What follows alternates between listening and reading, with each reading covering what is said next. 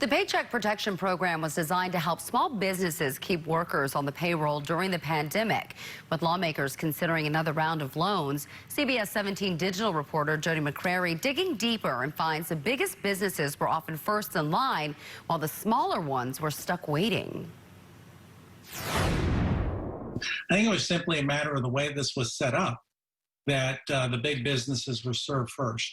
Of all the loans in our state worth $1 million or more, more than 3/4 of them came in the first 2 weeks in April. But the smallest loans, which often went to smaller businesses, went out much later.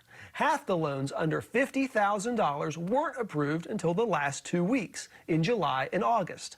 Mike Walden is an economics professor at NC State.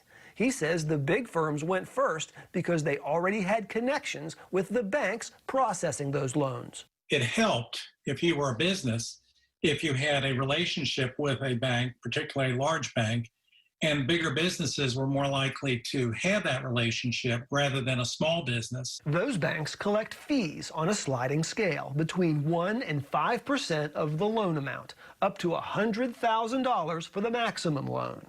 Walden says changes to the system after the initial wave gave smaller businesses more access to loans. And if the program comes back, he says it should cover a wider range of businesses, especially smaller ones. Small businesses are really getting hit.